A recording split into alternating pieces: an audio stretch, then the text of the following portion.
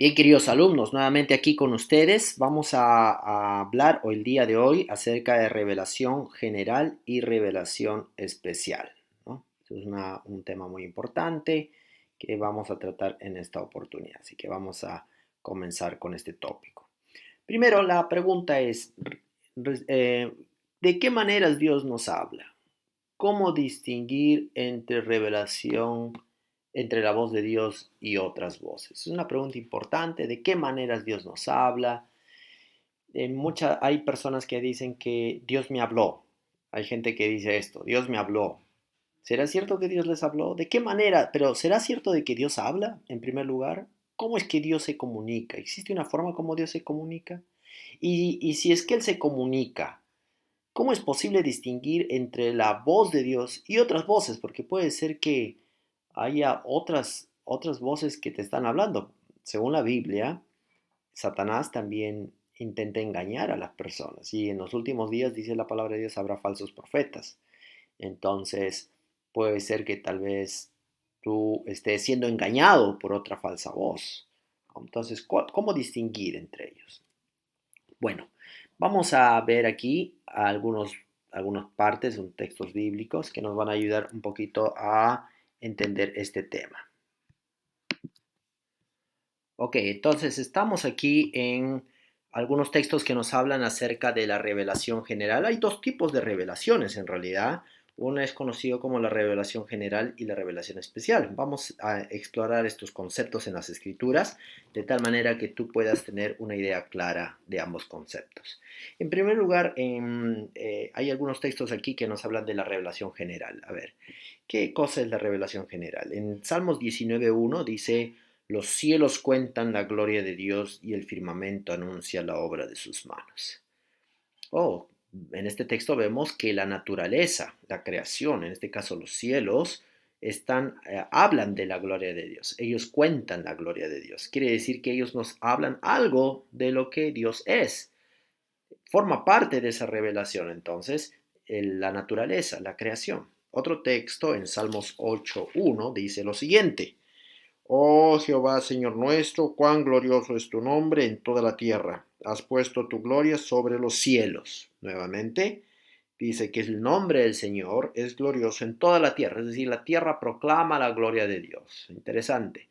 Entonces, en estos dos textos vemos que la tierra, la naturaleza, la creación, todo esto habla de la gloria de Dios, habla de Dios, del Creador. Eh, Esto es un concepto muy importante en las escrituras porque si la naturaleza nos habla de Dios, entonces nosotros podemos llegar a tener un conocimiento de Dios a través de las cosas creadas. Muy bien. Otra cosa, otro aspecto que es interesante recordar acerca de la revelación general es lo que nos dice Génesis 1:26 y 27. En Génesis 1:26 y 27 se habla de la creación del hombre. Y en ese texto encontramos lo siguiente. Dice: entonces dijo Dios, hagamos al hombre a nuestra imagen, conforme a nuestra semejanza, y enseñoree en los peces del mar, en las aves de los cielos, en las bestias, en toda la tierra y en todo animal que se arrastra sobre la tierra. Y creó Dios al hombre a su imagen, a imagen de Dios lo creó, varón y hembra los creó.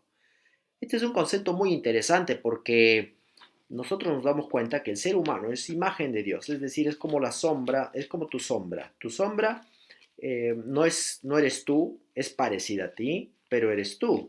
Es tu perfil, se parece mucho a ti. De manera semejante, el ser humano tiene un parecido a Dios, mental, físico, social y espiritual.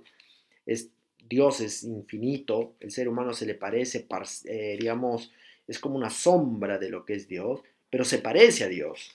Lo interesante es que el ser humano, en esas características de ser parecido a Dios en algunos aspectos, en todos esos aspectos, el ser humano eh, tiene características que reflejan la gloria de Dios, el carácter de Dios, el amor.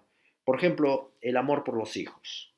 En Isaías 49:15 nosotros leemos este pensamiento muy bonito que dice lo siguiente. Dice: ¿se olvidará la mujer de lo que dio a luz para dejar de compadecerse del hijo de su vientre? Aunque olvide ella, yo nunca me olvidaré de ti. Interesante. el amor de una madre por sus hijos, el amor de una mujer por sus hijos, demuestra algo del amor de Dios. En el amor, en ese amor que el ser humano tiene, existe una revelación del amor de Dios. Entonces podemos decir que el ser humano también es parte de esa revelación general de Dios en su amor por sus hijos, en su amor por sus semejantes.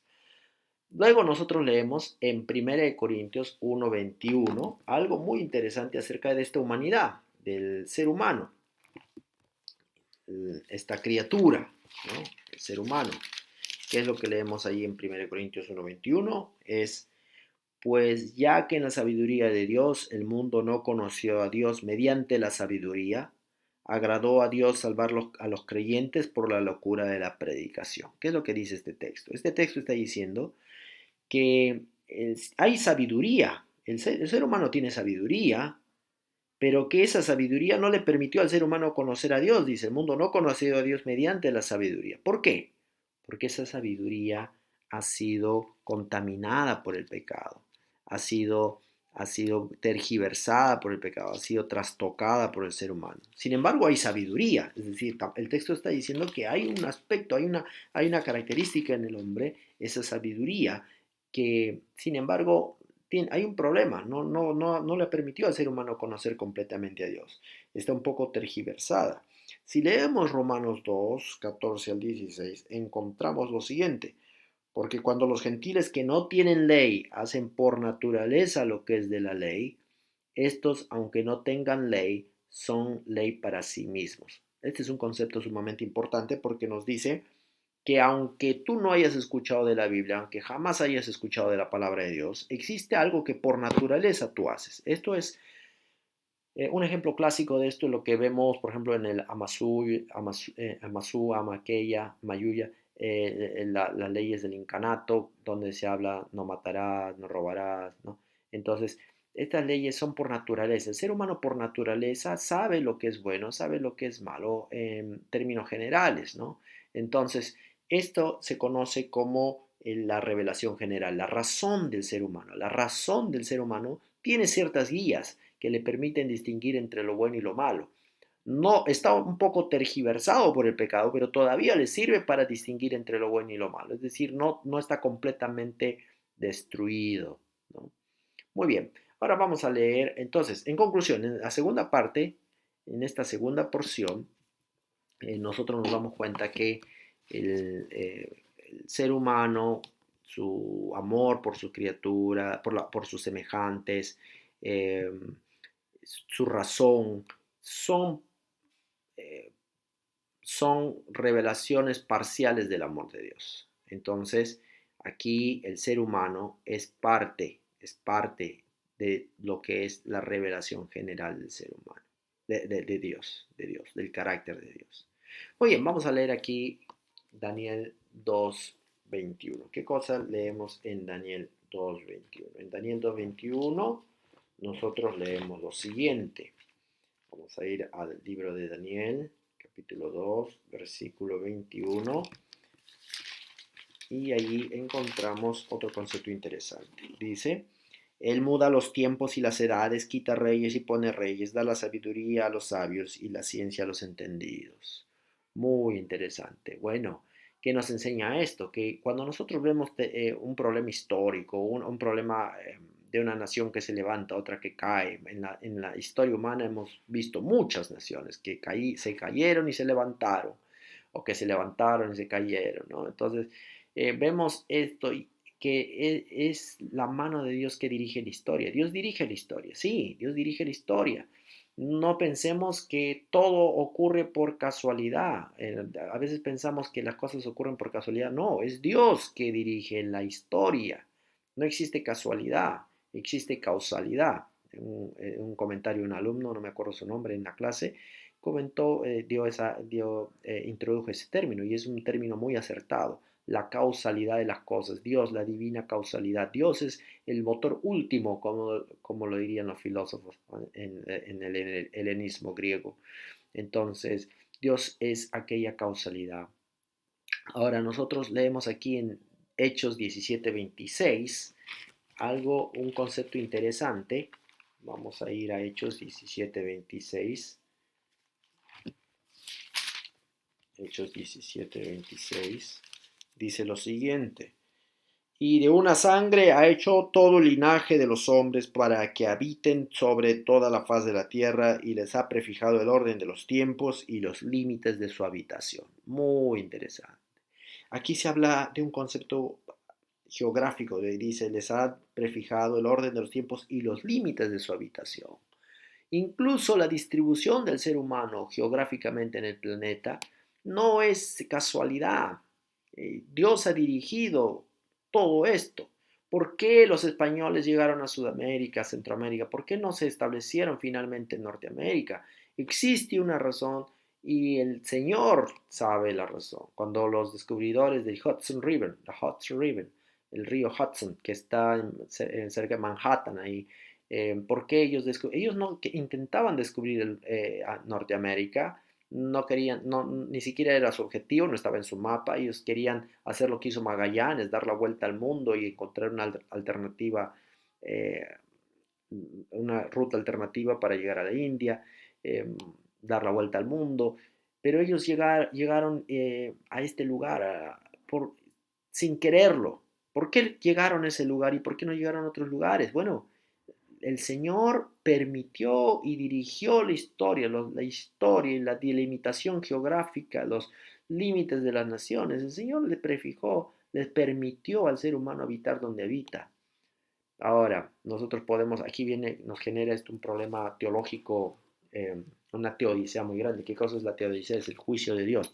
Dios, dicea, juicio. ¿Cuál es esta teodicea? Bueno, ¿por qué si Dios existe tanto sufrimiento?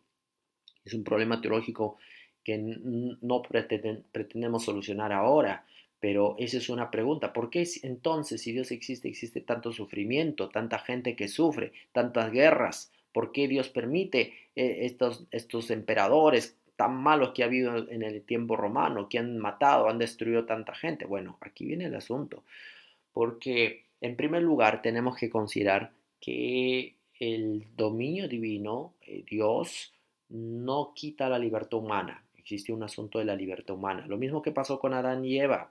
Lo mismo que pasó con Adán y Eva. ¿Por qué Dios le permitió a la serpiente tentar a Adán y Eva? Bueno, porque Dios, en primer lugar, la libertad humana, Dios no anula la libertad humana. El hecho de que Él gobierne el universo no significa que Dios lo tiene a todos controlados con un botón, de tal manera que Él utiliza las piedras del ajedrez a su pleno gusto sin importarle lo que el ser humano piense. No, Él deja que el ser humano siga. Como un padre educa a sus hijos, a veces los padres permitimos que los hijos se equivoquen. Este es un concepto importante. A veces los padres permitimos, damos libre albedrío para que los hijos se equivoquen. ¿Por qué dejamos? ¿Por qué permitimos? Porque de esa manera los hijos aprenden, sacan conclusiones. Estoy tratando de simplificar un asunto teológico que es muy complejo. No voy a poder explicar a todos todas las ramificaciones de esta idea, pero vamos a tratar de encapsularla en lo siguiente. Un padre, cuando permite a su hijo obrar de una mala manera, no lo está haciendo porque quiere un mal para su hijo, simplemente le está permitiendo explorar y aprender a través del falla y aprendizaje, el error y aprendizaje. Un padre deja que su hijo a veces toque el fuego, a veces le permiten, porque si es que sabe que no le va a dañar mucho, le permite que al menos sienta el calor. ¿Y para qué? Para que el niño aprenda que esto es malo. Pero si el padre ve que el tocar el fuego podría ser fatal, podría ser terriblemente fatal para su hijo, entonces el padre inmediatamente interviene y le quita la mano del fuego a su hijo. Algo parecido en magnitudes mucho mayores es lo que Dios hace con la historia. Dios se manifiesta a través de la historia, permitiendo que el ser humano crea, alucine de que él está al control. Muchas veces vemos como en Nabucodonosor salió de su palacio y vio todas las maravillas de Babilonia y él dijo, esta Babilonia que yo hice, se equivocó. no es la que hiciste, porque Dios, él no estaba a control, Nabucodonosor no estaba al control de nada, era Dios que le permitía. En ese mismo instante se manifestó la voluntad divina y el hombre perdió la razón. Bueno, ahí vemos cómo Dios permite que el ser humano se equivoque, pero también le coloca límites. Y aquí vemos estas lecciones interesantes. Entonces, ¿por qué? ¿Cómo explicar todo el asunto del sufrimiento humano? Bueno, hay una combinación entre la libertad del hombre. Dios permite que el ser humano a veces hasta sea abusivo de otros seres humanos.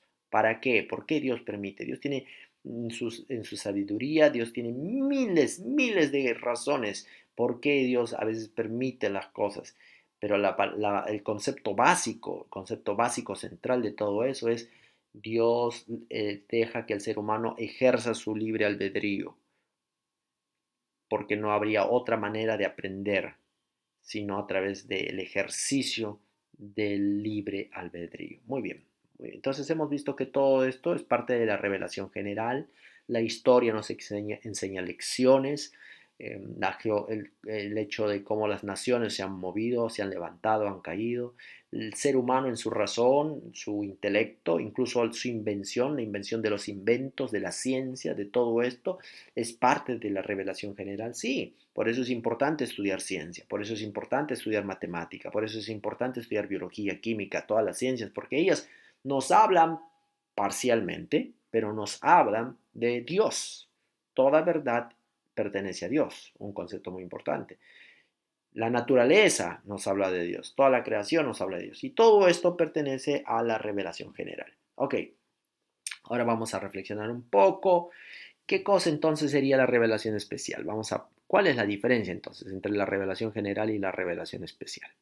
En primer lugar, hay que tener en cuenta que la revelación especial tiene que ver con la palabra divina, la palabra de Dios, la Biblia, la revelación especial. Y si nosotros nos leemos Romanos 1.20, vamos a Romanos 1.20, vamos a leer lo siguiente. En Romanos 1.20, nosotros leemos lo siguiente. A ver, Romanos 1.20 dice: porque las cosas invisibles de Él, su eterno poder y deidad, se hacen claramente visibles desde la creación del mundo, siendo entendidas por medio de las cosas hechas, de modo que no tienen excusa. Oh, interesante. Las cosas invisibles de Él, su eterno poder y deidad. ¿Qué significa esto? Que hay cosas invisibles de Dios, su trascendencia, su majestuosidad, su kabot, como dice en el hebreo, kabot, que viene de la raíz kabat, que pesado. ¿Qué es ese concepto?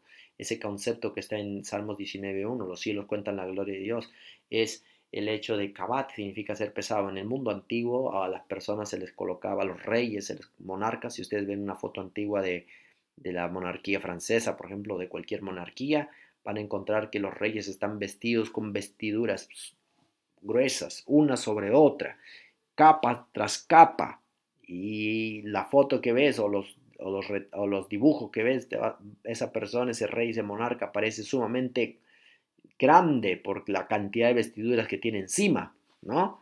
Varias vestiduras. Bueno, esto es algo parecido a Dios cuando se habla de la gloria de Dios, el kabot, la gloria de Dios. Que, Dios es muy pesado. ¿Qué significa? Que Dios está vestido en majestuosidad, en majestad. Las vestiduras de Dios, las orlas de su manto, la gloria de Dios. Dios está vestido en una gloria inaccesible.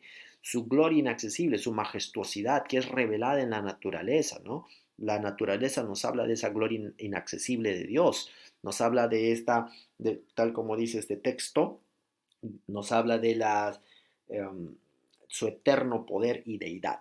De eso nos habla la naturaleza y toda la revelación general. Eso es el foco de la revelación general. En cambio, la revelación especial tiene dos características. La revelación especial tiene dos características y las encontramos en Romanos 1.1. Vamos a leer Romanos 1.1. En Romanos 1.1 leemos, perdón, no Romanos, sino Hebreos 1.1. Leemos en Hebreos 1.1 lo siguiente: Dios, habiendo hablado muchas veces y de muchas maneras en otro tiempo a los padres por los profetas. En primer lugar, nos dice que Dios ya habló. No es que recién va a hablar, sino que él ya habló y habló de muchas veces y de muchas maneras. Les habló a través de los profetas. O sea, el canal es los profetas. Pero algo interesante, ¿cuál es el foco de todos los profetas? Y en el versículo 2 dice, en estos postreros días nos ha hablado por el Hijo, a quien constituyó heredero de todo y por quien asimismo hizo el universo. Jesucristo es el foco central de las Escrituras. Jesucristo dijo, de mí escribió Moisés. Las Escrituras dan testimonio de mí. Escudriñar las Escrituras porque ellas dan testimonio de mí. Juan capítulo 5, ¿no? Entonces, nosotros tenemos el hecho de que la Biblia misma habla de Jesucristo y su plan de salvación. Muchas veces Dios habló transmitiendo esto a los padres, a los padres a través de los profetas. Entonces, nosotros no encontramos el plan de salvación revelado en la naturaleza, porque la naturaleza está tergiversada. Cuando miras una serpiente comiéndose un roedor, un león comiéndose a una cebra, te das cuenta cómo es posible que Dios permita estas cosas. ¿Cómo es posible que exista espinas en la flor? ¿Cómo es posible?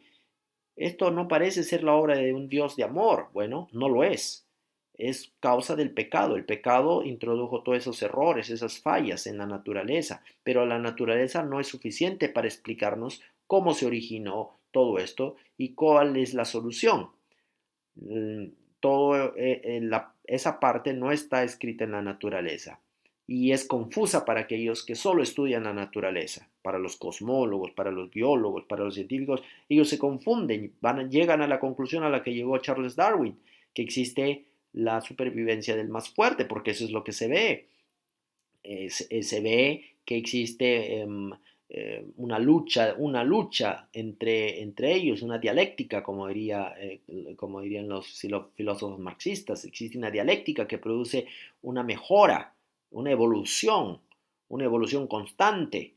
A esa conclusión llegas cuando miras solo la revelación general, solo la naturaleza. No está explicada, no tiene una explicación del por qué estas cosas ocurren. Entonces, cuando tú le preguntas a un científico, el científico puede responder el qué de las cosas, qué es esto, qué es lo otro, pero la pregunta última, final, del por qué de manera metafísica, por qué ocurrió todo esto, por qué estamos aquí en el universo, esa pregunta no te la va a poder responder. Esa pregunta está en las Escrituras y nos dice que Jesucristo vino a salvar al ser humano de su condición pecaminosa. En Génesis 3:15 leemos, ¿no? Enemistad pondré entre ti y la mujer. ¿Qué significa? Desde el mismo inicio Dios estaba revelando su voluntad de salvar al ser humano, de enviar un Mesías que salvaría al ser humano. Eso está en la Biblia y eso no está en la revelación general. Ahora, hay otro aspecto que vamos a encontrar en Romanos 2, 17 y 18. Hay muchos textos que podríamos citar, estamos citando solo algunos de ellos para explicar este tema, pero si nosotros vamos a Romanos, vamos a leer Romanos, capítulo 2, 17 y 18, dice, he aquí tú tienes el sobrenombre de judío y te apoyas en la ley y te glorías en Dios.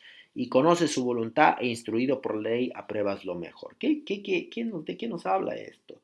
No, bueno, nos dice de algo muy interesante. En primer lugar, que la ley de Dios nos habla de la voluntad de Dios. Eres instruido, dice, te apoyas en la ley, te glorías de Dios, apruebas lo que es mejor. La ley de Dios nos habla del deseo de Dios. ¿Cuál es el deseo de Dios? El deseo de Dios es que no mientas, el deseo de Dios es que no mates, el deseo de Dios es que no adulteres. Ese es el deseo de Dios. Ojo, el deseo de Dios no es la solución. Existe una diferencia entre lo que Dios quiere y lo que tú puedes hacer, porque tú eres pecador. Tú no puedes solucionar ese problema. Tú eres un pecador miserable, eres un mentiroso, eres un adúltero, nosotros somos seres humanos caídos que tenemos un montón de errores. Entonces, el deseo de Dios, la voluntad de Dios está revelada en la ley, está revelada en las escrituras. ¿Qué es lo que Dios quiere?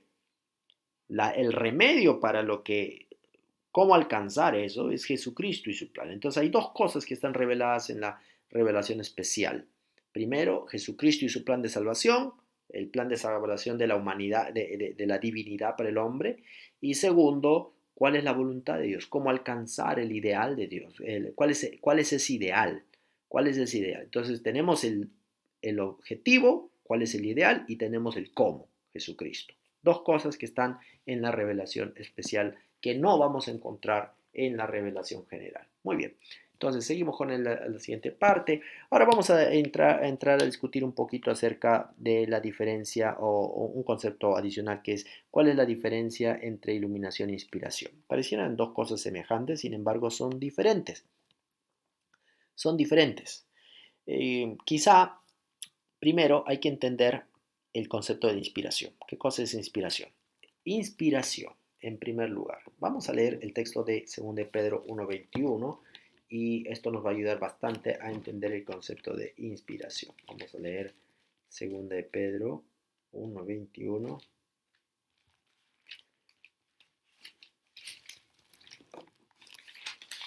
2 de Pedro 1:21. Dice lo siguiente: porque nunca la profecía fue traída por voluntad humana. En otras palabras, no es el ser humano el que origina la revelación especial, no depende del hombre, no es que yo quiero, hoy día se me ocurre, alguien me preguntó una vez, ¿cómo puedo convertirme en profeta? Lo siento, no depende de ti ser un profeta. La profecía no fue traída por voluntad humana, no importa cuánto quieras o cuánto anheles, no depende de ti, sino que los santos hombres de Dios hablaron siendo inspirados por el Espíritu Santo. En otras palabras, es de origen divino. Dios decide cuándo y cómo va a transmitir su mensaje. Ahora, la Biblia dice aquí, ellos han sido inspirados por el Espíritu Santo. ¿Qué significa esto? La palabra inspirado. Inspirados, el término griego que se traduce por inspirados, es un término que nos habla acerca de que son movidos por el Espíritu Santo, son movidos. ¿Qué significa eso? Son movidos, tal como un velero es movido por los vientos del mar, ¿no? El velero es llevado de aquí para allá, el viento lo dirige, bueno, algo semejante, el Espíritu Santo dirige, son movidos, estos hombres de Dios están siendo movidos por el Espíritu Santo, el Espíritu Santo mueve a los que escriben las escrituras, a los que han escrito las escrituras, los ha movido, los ha dirigido en el proceso de transmitir la verdad, la palabra de Dios. En otras palabras, la inspiración, si vamos a resumir esto, es la capacitación que el Espíritu Santo da a una persona elegida, porque no depende de ti, no depende de nadie, solo de Dios. Dios elige a una persona. No todas las personas pueden ser inspiradas, solo las personas que han sido elegidas por Dios pueden ser inspiradas. Dios las capacita, les entrega dones especiales. ¿Para qué? ¿Cuál es el objetivo? Los mueve como el viento mueve, los mueve. ¿Para qué? Para transmitir su verdad, para transmitir lo que Él quiere decirle, su revelación. Entonces, ese es el concepto de inspiración. Ahora, existen muchas formas como eso ocurre y no vamos a hablar de eso ahora, pero en términos concretos, ese es el concepto central. Es la capacitación que el Espíritu Santo da a una persona elegida para transmitir su verdad. Ahora, la iluminación. ¿Qué cosa es la iluminación? Es un poco diferente. La iluminación no es para un grupo selecto, no es para un grupo de profetas elegidos, no. La iluminación es para todos, para todos. Todos tienen acceso a la iluminación de Dios. Vamos a leer aquí Juan capítulo 16, 13, dice, pero cuando venga el Espíritu de verdad, Él os guiará a toda la verdad, porque no hablará por su propia cuenta, sino que hablará todo lo que oyere y os hará saber las cosas que habrá de venir. Interesante, que el Espíritu Santo los va a guiar, la guía que el Espíritu Santo hace, la forma como el Espíritu Santo trabaja para guiar a las personas a la verdad. Es decir, eso es considerado iluminación. Dios está tratando de revelarse o de alcanzar, está tratando de iluminar, mejor voy a utilizar ese término, de iluminar a aquellas personas que están lejos de Él. No importa cuán lejos estén, Dios está tratando de iluminarlos, de enseñarles la verdad. Ese es el trabajo del Espíritu Santo, alcanzar a los inalcanzables. Ese es el trabajo de Dios, alcanzar a los perdidos. Por eso Jesucristo vino. No vino a los justos, sino a los pecadores. Vino a ti y a mí. Entonces, Jesucristo, el Espíritu Santo, trabaja para alcanzar a esos pecadores. Ese hecho de guiar a la verdad, de guiarlos a conocer la verdad, eso es la iluminación. Cada vez que tú abres la Biblia y le dices, Señor, ayúdame a entender tu palabra, y el Señor te ayuda, eso se conoce como la iluminación. El Señor te ilumina, te ayuda a entender la palabra de Dios, te ayuda a entender su voluntad. Hay que recordar entonces aquí tres conceptos claves. La escritura es la voz viviente de Dios, primero. La voz viviente de Dios. Esa es la escritura, la revelación general, la revelación especial. La escritura es la voz viviente de Dios. La escritura, su autoridad nos habla de que nosotros no podemos combatir contra la Biblia con los argumentos humanos, porque estamos combatiendo contra la roca de los siglos. La palabra de Dios permanecerá, su autoridad permanece para siempre. No importa cuánto los seres humanos traten de arrojar razonamientos contra la palabra de Dios, ella permanece para siempre. Esta palabra es infalible. Ahora, cuando yo utilizo el término infalible, no lo utilizo en el término gramatical o literal, sino es infalible en su contenido, en la verdad pura que tiene, ¿no? Entonces, ¿por qué? ¿Podría haber errores gramaticales? Sí, puede haber errores gramaticales, porque el objetivo no es producir un texto gramatical perfecto. El objetivo de la palabra de Dios es mostrar cuál es, señalar a Jesucristo y la voluntad de Dios. Dos cosas que hemos hablado hace un momento. Entonces, las escrituras, el objetivo de las escrituras es señalar a Jesucristo y la voluntad de Dios, cómo cumplirla a través de Jesucristo. Pero la palabra de Dios, la autoridad, la Biblia tiene autoridad completa. Nadie puede combatir con su autoridad. La Biblia es el canon. ¿Qué cosa es el canon? Es la regla por la cual todas las cosas se miden. Eso significa la palabra canon. Es una regla. Todo el resto es medido por las escrituras. Toda la enseñanza, la experiencia, la ciencia, todo es medido por las escrituras. Las escrituras determinan qué cosa es verdad y qué cosa es falso. Por eso las escrituras son el canon. Todo escrito de cualquier persona que diga que es profeta, no importa si en tu iglesia, en la iglesia que sea, se dice que hay profetas, estos profetas, todos esos que se llaman profetas, en realidad la Biblia lo juzga a todos ellos, y la Biblia es la medida para saber si alguien en verdad está hablando de parte de Dios o no está hablando de parte de Dios. Entonces la Biblia es verdad, es verdad. Muy bien. Aquí tenemos una pequeña tarea, una lista de versículos bíblicos que mencionan la diferencia entre la iluminación y la inspiración. ¿Cuáles son algunos que mencionan la diferencia entre ambos? Eso es algo que podríamos hacer. No tienen que escribir un reporte de esto, simplemente es algo que podemos hacer en clase. Y lo último es, responde a la pregunta ¿qué es iluminación? Creo que hemos tratado de hacer esto un poco en esta clase. Así que si tienes otra idea, puedes compartirla con tu compañero de clase. Muchas gracias. Esto ha sido todo por el día de hoy.